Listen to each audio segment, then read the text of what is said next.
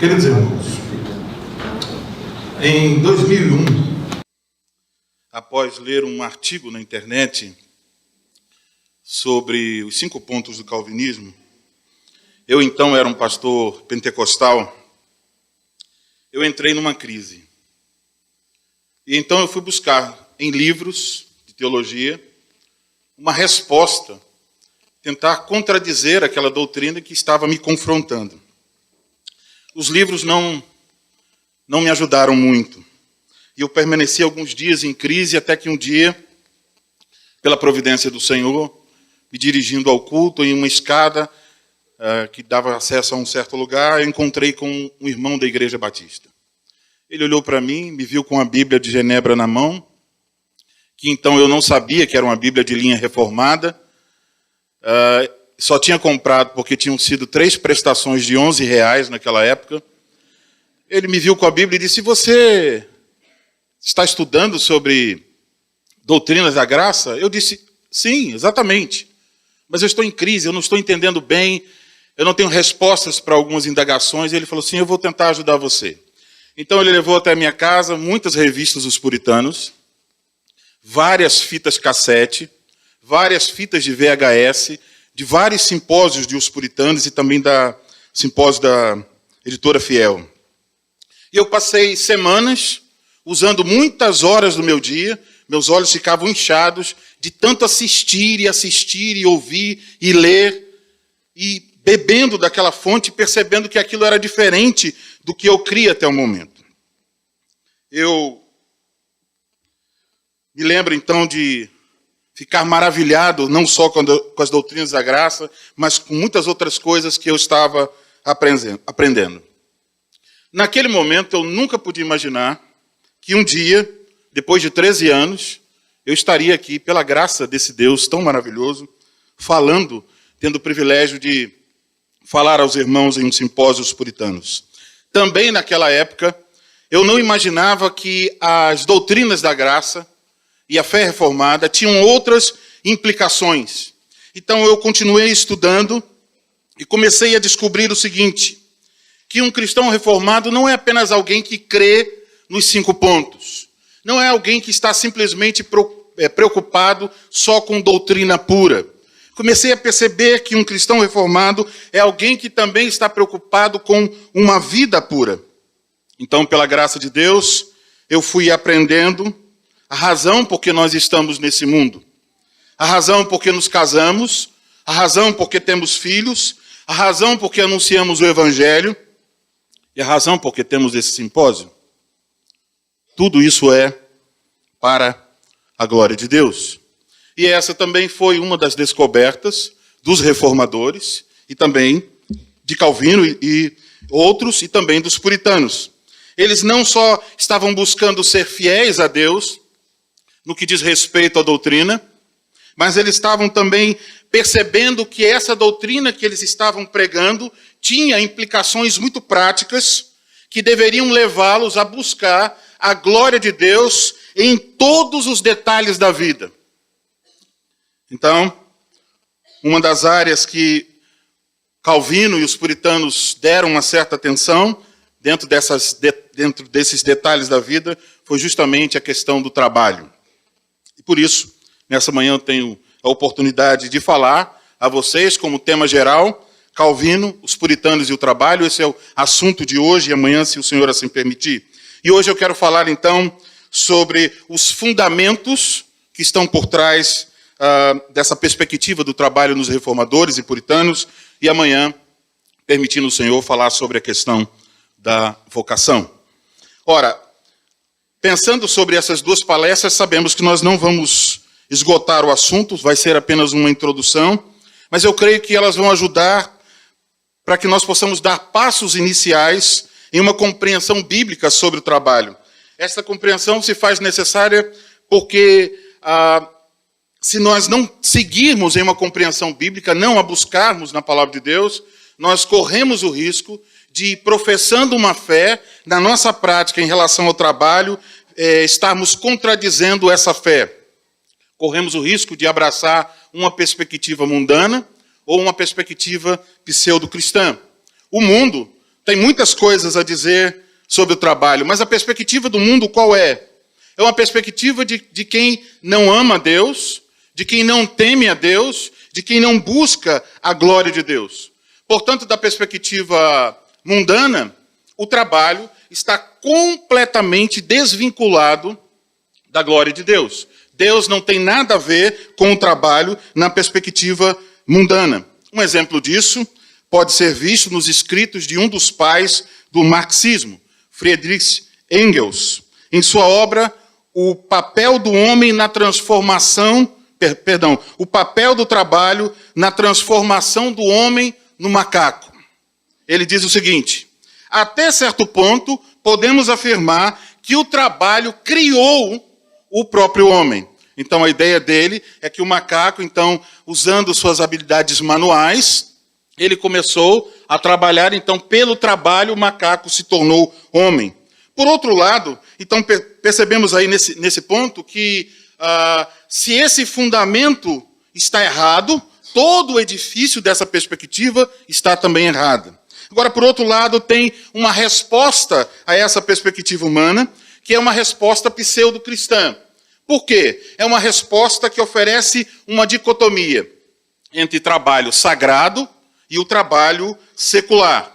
Aquele escritor, o Ryken, que escreveu Os Santos no Mundo, ele chama atenção dizendo que essa perspectiva já era uma perspectiva muito antes do catolicismo medieval, era uma perspectiva que, por exemplo, já estava no Talmud. Então tem uma citação do Talmud, um pedaço de uma oração, que diz assim, na oração: pois eu cedo trabalho, e eles cedo trabalham. Eu cedo labuto nas palavras da Torá, e eles cedo labutam nas coisas sem importância. Eu me afadigo, e eles se afadigam. Eu me afadigo e lucro com isso, e eles se afadigam sem benefício. Eu corro e eles correm. Eu corro em direção à vida por vir, e eles correm em direção ao abismo da destruição. Esse tipo de mentalidade foi amplamente difundido e desenvolvido no catolicismo medieval, que estava considerando a vocação espiritual como uma vocação superior a qualquer outro trabalho. Então criou uma hierarquia de dignidade no trabalho. Olhando para essa perspectiva do catolicismo, nós podemos perceber que não tem muita diferença em relação à perspectiva evangélica dos nossos dias. O que os evangélicos, de maneira geral, em nossos dias fazem é pegar essa mesma perspectiva e aplicá-la de um modo especial. Você vai ouvir alguém dizendo o seguinte: olha, eu vou deixar o meu trabalho para fazer a obra de Deus. Então, tal pessoa não considera seu trabalho a obra de Deus, mas está entendendo a obra de Deus como missões, como reuniões de oração, como qualquer outra atividade que esteja relacionado com a igreja. Então, adotando esses dois princípios, dessas duas perspectivas, mundana e pseudo-cristã, o trabalho é visto como um mal necessário. O trabalho é visto como algo voltado para o proveito pessoal e fica completamente divorciado da glória de Deus. Infelizmente, essa também é a perspectiva até de muitas pessoas que confessam a fé reformada.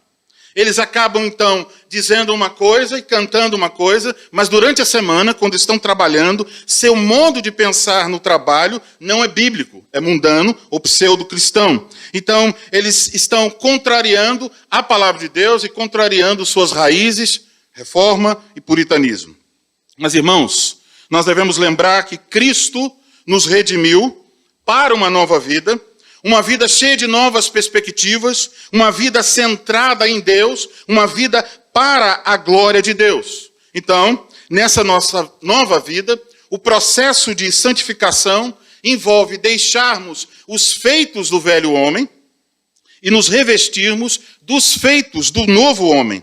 Mas para que esse despir-se e revestir-se aconteça, nós temos que ter uma mente moldada pela palavra de Deus, conforme vemos em Romanos 12 e em 1 Pedro capítulo 1.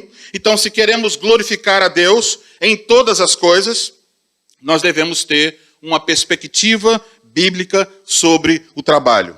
É neste particular que Calvino e os puritanos têm muito a nos ajudar. E uma das coisas que eles nos ensinaram, e é sobre a qual quero falar nessa manhã, e o que eu creio ser o fundamento do pensamento tanto de Calvino quanto dos puritanos, é a seguinte: o trabalho do homem depende completamente do trabalho de Deus. O que eu pretendo fazer agora é, então, pegar aquilo que foi mencionado em Calvino e os puritanos como ideias e transformar isso, então, aumentar, ampliar essas ideias e tratar com os irmãos nessa manhã. Então vamos ver o trabalho de Deus como sendo o fundamento do trabalho do homem. Então, pensando sobre o trabalho de Deus, nós podemos pensar o trabalho de Deus em três questões: o trabalho de Deus na criação, o trabalho de Deus na providência e o trabalho de Deus na redenção. Então vamos pensar em primeiro lugar o trabalho de Deus na criação. Então, se alguém dissesse: por favor, me explique um pouco sobre o que a Bíblia diz sobre o trabalho, onde você começaria? Talvez você iria diretamente para Gênesis, capítulo 2, versículo 15, onde nós lemos que Deus colocou o homem no jardim do Éden para que o cultivasse e guardasse. Ou talvez você fosse até Gênesis 1, 28, e você ia mostrar que Deus deu ao homem o mandato da criação e que nesse mandato está envolvido a questão do trabalho. No entanto, nosso estudo sobre o trabalho convém que nós olhemos para um pouco antes disso.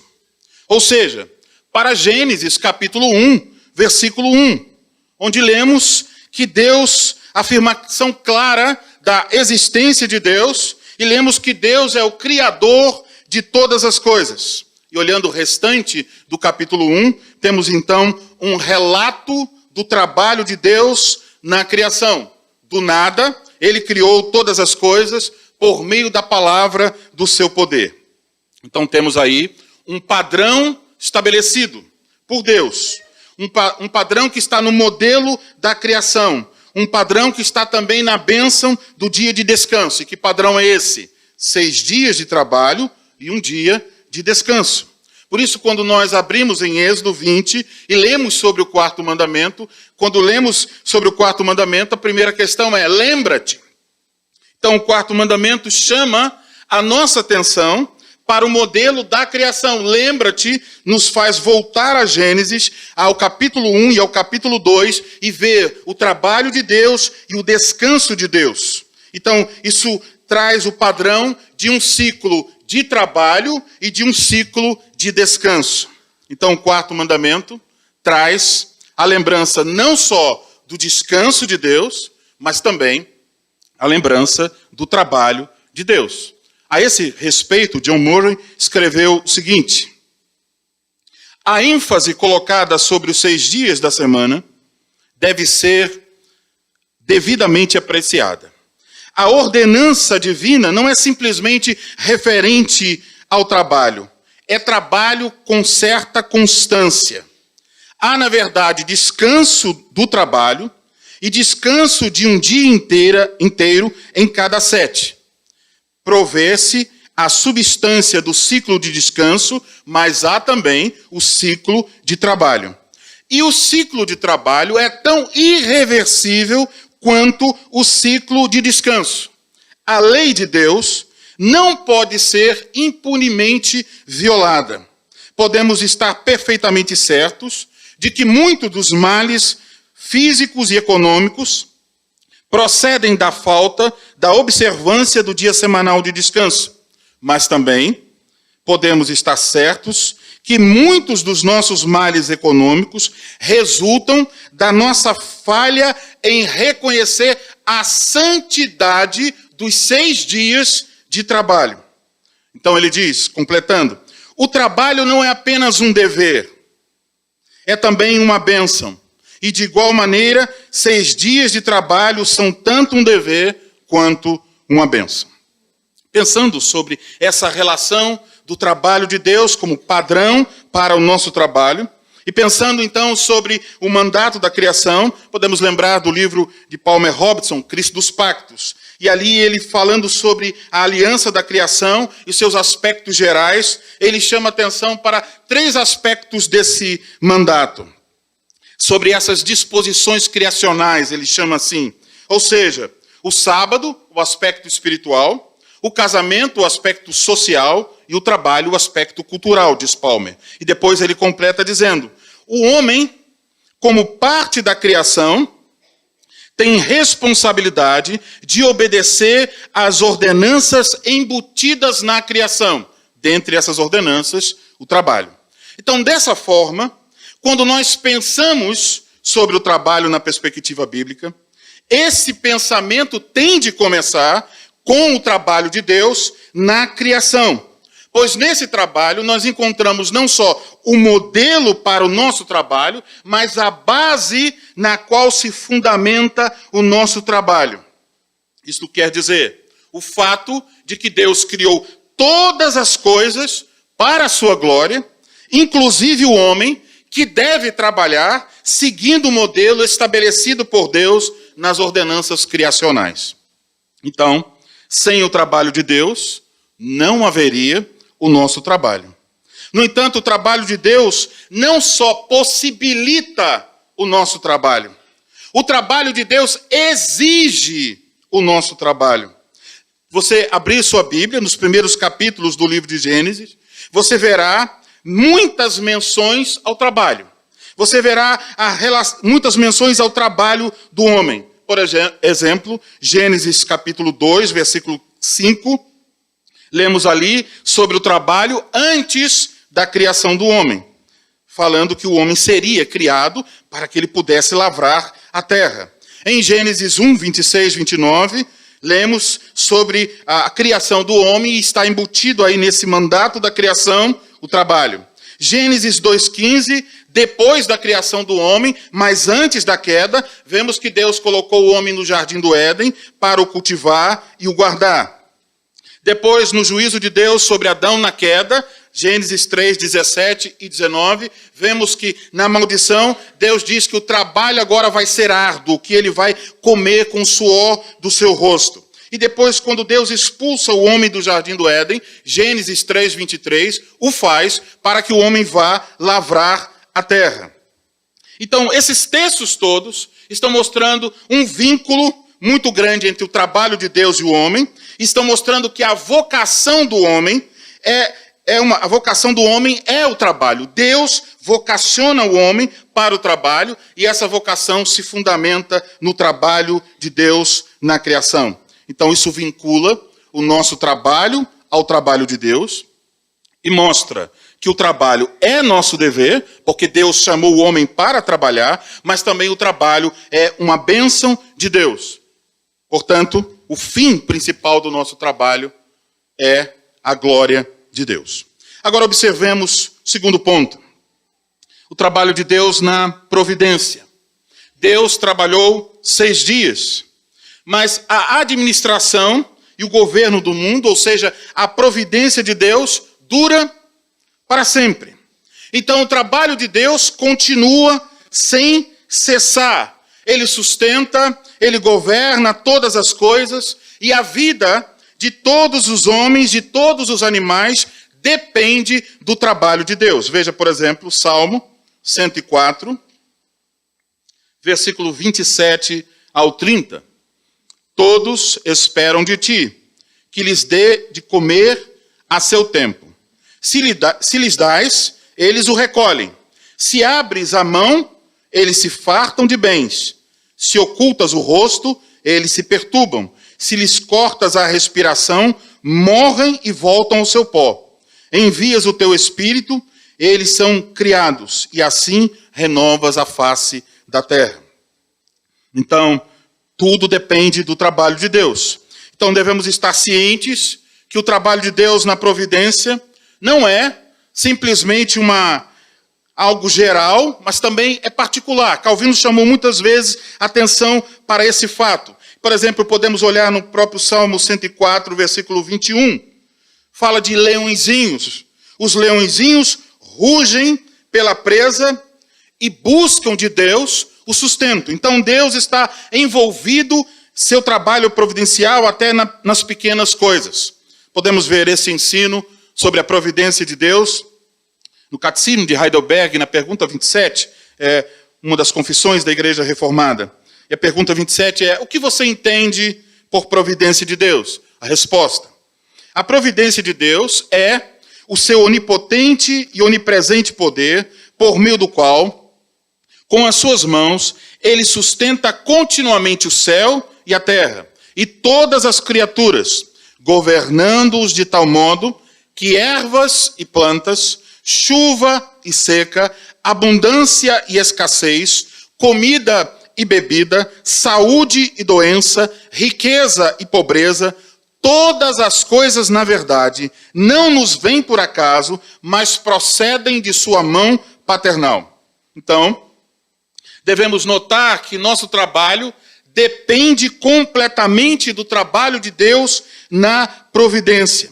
Calvino lembrou bem isso em um sermão em Deuteronômio, capítulo de número 8. Ele disse o seguinte: observa-se quando os homens trabalham, observa-se quão diligentes sejam, se têm expediente e habilidade, a isso se observa. Bem parece, pelo menos quando um homem houver trabalhado, houver tido um espírito bom e hábil, houver sido vigilante, houver seguido os bons meios, houver se guardado de detrimento, bem parece que injustiça se lhe faz em dizer que nada fez e que isso é a graciosa dádiva de Deus. Pois que a experiência a isso resiste. Ora, a tudo isso responde Moisés dizendo: ainda que trabalhem os homens, que se esforcem, que sejam previdentes em atentar a que sejam bem avisados e prudentes, não há para que Deus seja provido de sua honra. E por quê? Diz Calvino: quem é que aos homens dá prudência e destreza do corpo, e força para trabalhar, e aptidões, e os meios? Não é Deus que tudo põe em suas mãos? Então, Calvino está falando sobre a providência de Deus em relação ao trabalho do homem. Então, quando estamos pensando sobre o trabalho, precisamos reconhecer que o nosso trabalho depende do trabalho de Deus na providência. Sem a providência de Deus, não há o nosso trabalho. Volte para Salmo 104, versículo de número 23. Sai o homem para o seu trabalho e para o seu encargo até a tarde. Mas o que diz em seguida? Que variedade, Senhor, nas tuas obras.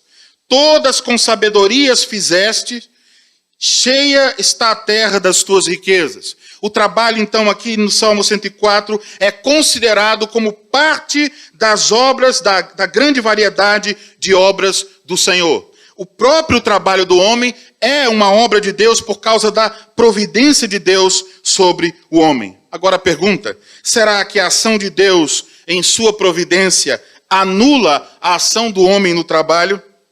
Na verdade, Calvino diz que não.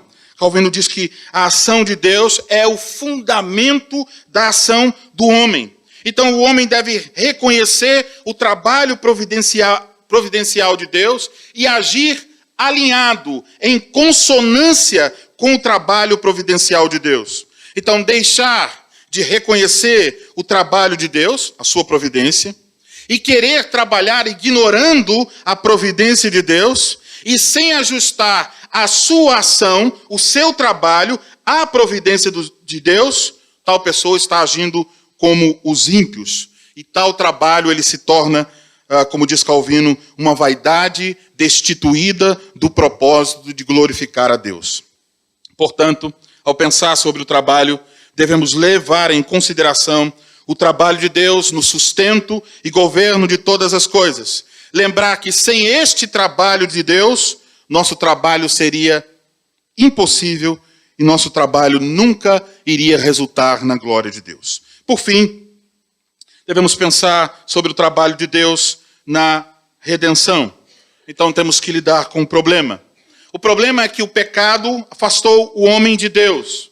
E agora, por causa do pecado, o homem não quer agir em consonância com a ação de Deus. O que vai tornar, então, o trabalho aceitável e vai ter valor aos olhos de Deus. O homem não quer agir em consonância com o trabalho de Deus. Portanto, como pode o trabalho de um pecador ajustar-se ao trabalho de Deus e ser aceito por Deus? A resposta passa pela cruz.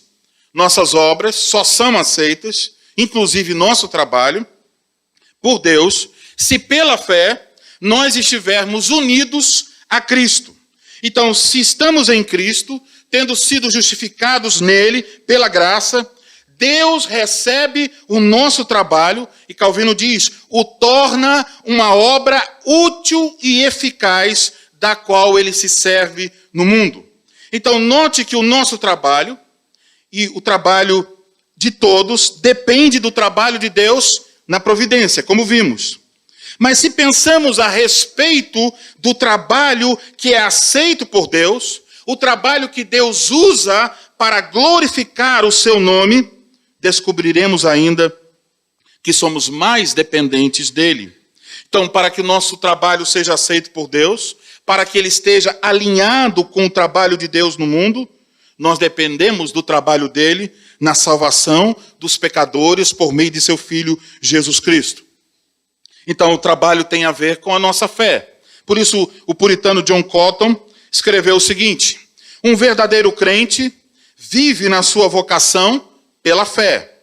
Não apenas minha vida espiritual, mas até a minha vida civil nesse mundo, e toda a vida que eu vivo é pela fé no Filho de Deus. E ele completa: ele não isenta qualquer parte da vida da agência de sua fé. Ou seja, qualquer parte da vida do crente tem que estar envolvida nessa fé em Cristo Jesus. Então, para que nosso trabalho seja aceito por Deus, se ajuste à ação de Deus na providência e resulte na glória de Deus, nós dependemos do trabalho de Deus na redenção.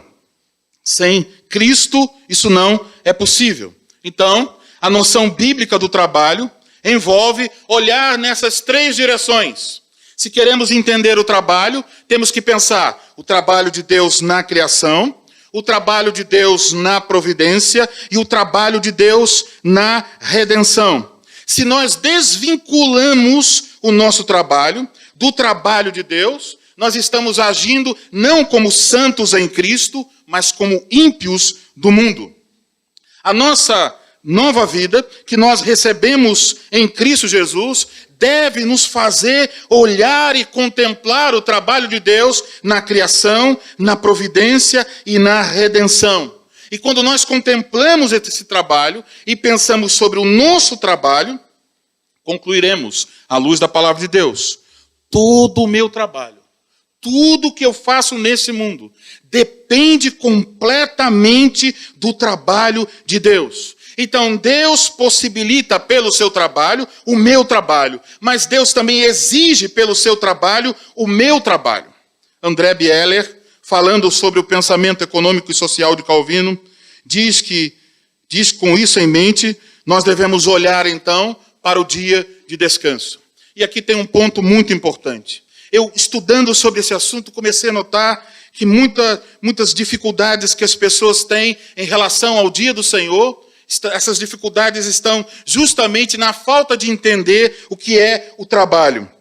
Então, André Bieler diz o seguinte, ele procura nos mostrar que nós devemos olhar para o dia de descanso e observar então que Deus, na sua infinita misericórdia, nos deu este dia, não para que nós utilizemos simplesmente cessando o nosso trabalho, mas para que nós possamos ser pessoas capazes de meditar com mais diligência no trabalho de Deus, na criação, na providência e na redenção.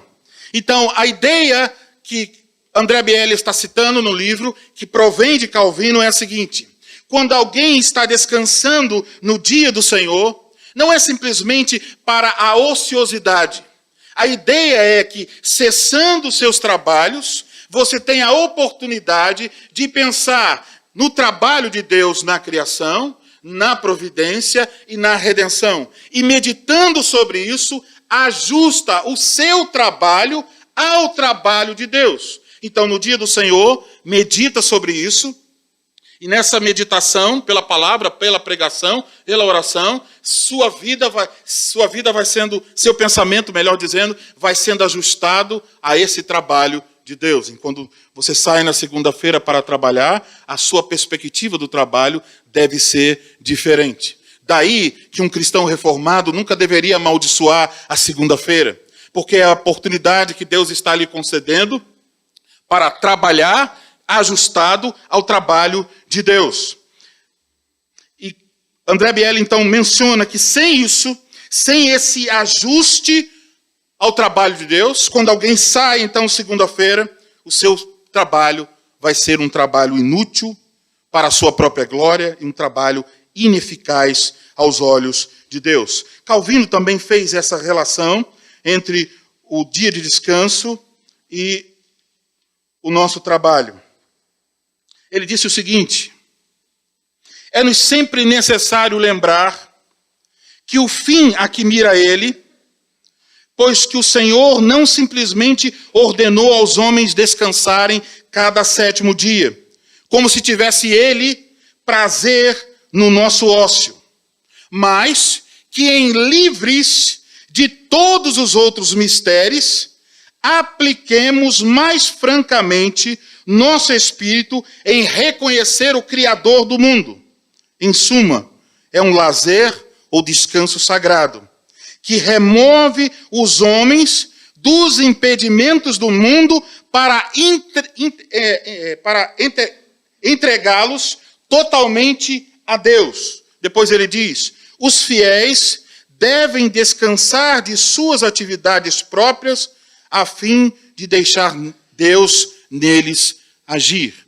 Então a ideia de Calvino é: quando alguém descansa de seu trabalho e medita no trabalho de Deus, Deus está trabalhando em tal pessoa, para ajustar o trabalho de tal pessoa ao trabalho dele. Por fim, quero concluir fazendo mais uma menção, as palavras de André Biella, resumindo o ensino de Calvino sobre essa questão.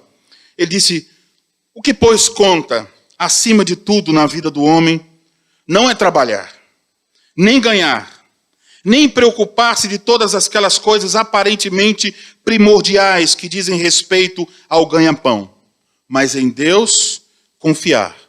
Nesse Deus ativo, que se contempla no dia de descanso, que não é um Deus ocioso, mas um Deus que quer expressamente associar os homens à sua obra, com a condição, todavia, de que só o seu serviço os preocupe e não o benefício que possam daí tirar.